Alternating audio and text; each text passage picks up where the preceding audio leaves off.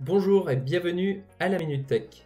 L'objectif de la Minute Tech est de vous informer sur des concepts ou fonctionnalités des applications métiers de Microsoft au travers d'une démonstration dans un format très court.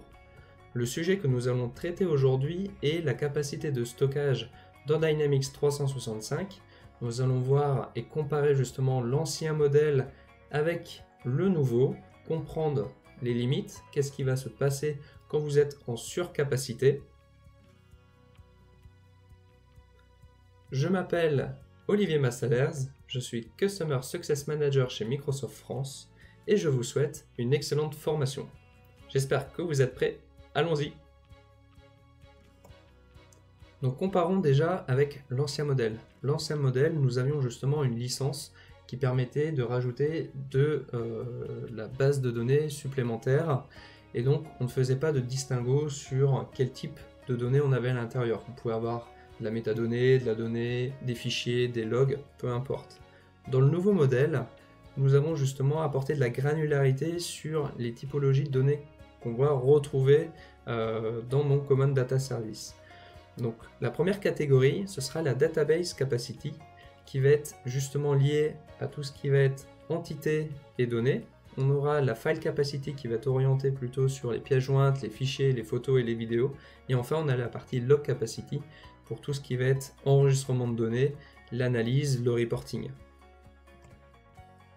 Dans l'ancien modèle, donc comme vous le voyez sur ce tableau comparatif, dans l'ancien modèle, on avait un stockage par défaut par tenant de 10 gigabits. On a exactement la même chose dans le nouveau modèle.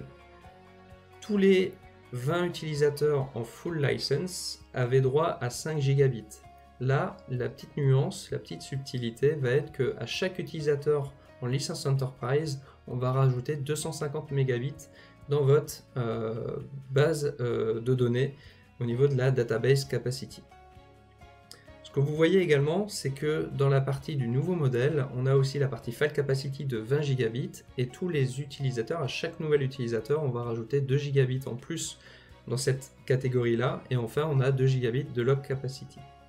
Dans l'ancien modèle, vous aviez la possibilité d'acheter des licences supplémentaires pour des instances de non-production et des instances de production. Aujourd'hui, ce n'est plus le cas, puisque maintenant, il vous faut 1 gigabit de database capacity supplémentaire, de libre, d'espace libre, pour pouvoir créer une instance ou un environnement supplémentaire. Donc derrière, si vous voulez créer 2 instances, 2 gigabits, ça fonctionne très bien. Une subtilité à bien comprendre également, c'est quand vous êtes en surconsommation. Il y a une petite règle qui va faire que si vous êtes en surconsommation de fichiers, eh bien celle-ci peut être couverte par la catégorie log ou database. De même, si la catégorie log est en surconsommation par rapport à ce qu'elle devrait être, elle peut être couverte justement par la partie database. Par contre, la partie database ne peut pas être couverte ni par la log, ni par la partie file.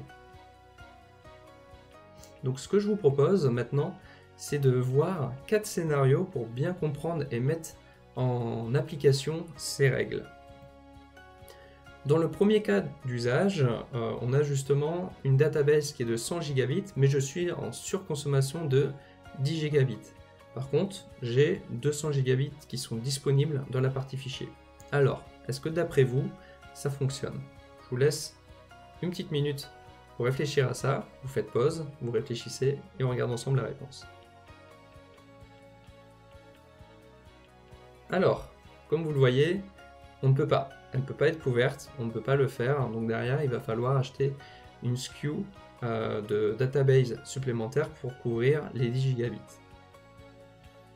Deuxième exemple, cette fois-ci on est en log storage qui est en surconsommation de 10 gigabits et j'ai quand même 5 gigabits de disponibles dans ma database. Alors, d'après vous, quelle est la bonne réponse? Alors, si ceux qui ont répondu qu'on devait acheter 10 gigabits de log, ce n'est pas forcément la bonne réponse, puisqu'au final, 5 gigabits sera couvert par la database, et ensuite, il restera un delta de 5 gigabits à mettre à disposition, enfin en tout cas à mettre en termes de SKU pour couvrir ce manque. Exemple numéro 3. Là, on va être en File Storage Overcapacity, donc ça veut dire que notre storage au niveau des fichiers dépasse de 90 gigabits au niveau du stockage, que j'ai 80 gigabits de disponible dans ma database et j'ai 5 gigabits de disponible aussi dans la partie log. Et donc, la réponse, d'après vous, qu'est-ce qu'il va falloir faire? Et bien là, on voit qu'on a 5 gigabits de fichiers qui, justement, est manquant par rapport à tout ce qu'on peut couvrir. Donc 80 gigas sera couvert par la database et 5 gigas par la partie log. Enfin, dernier cas d'usage. Donc là, on est sur une consommation qui est correcte au niveau de la database puisqu'on a 20 gigabits de disponible. Au niveau des logs, là, on voit qu'on surconsomme de 10 gigabits. Et au niveau des fichiers, là, je suis bon parce qu'il me reste la moitié de disponible. Alors, est-ce que cette conception peut fonctionner? Vous n'aurez pas de souci avec cette conception? Et la réponse est oui, puisque justement, ces 10 gigabits de surconsommation des logs va être couverte par la partie database. Maintenant, la question qu'on va se poser, c'est si je rentre dans cette situation où je suis en surconsommation, que se passe-t-il?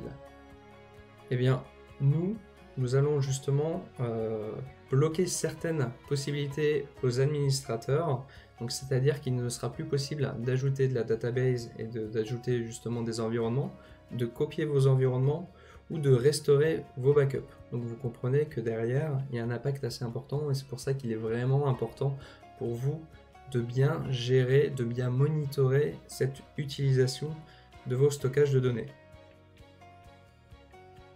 Pour cela, appuyez-vous de la Power Platform Admin Center. À l'intérieur, vous avez justement tous les outils d'administration pour gérer votre capacité de stockage et une vision aussi avec tous les détails de vos environnements.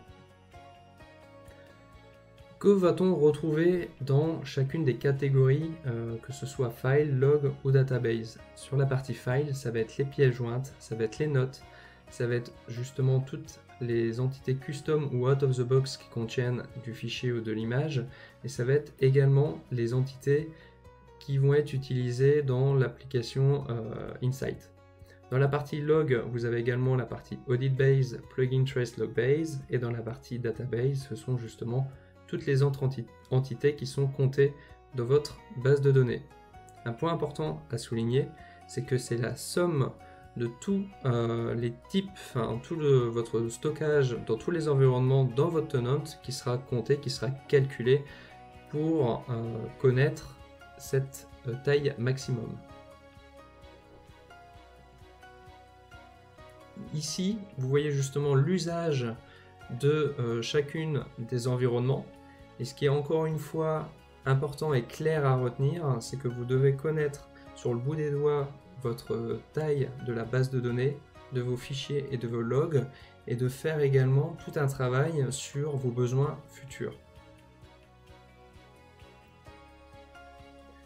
N'oubliez pas un point, c'est que derrière, par rapport à cette stratégie de stockage, vous avez aussi votre stratégie ALM, donc d'Application Lifecycle Management, qui va vous permettre au final de bien définir votre besoin de stockage entre la phase de développement jusqu'à votre phase de production.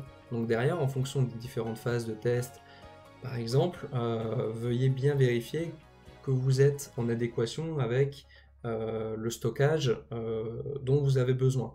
Ensuite, n'oubliez pas, on a des petits tips dans la partie setting de Dynamics. Par exemple, vous pouvez diminuer la taille des pièces jointes, comme ça impactera moins le stockage de votre environnement.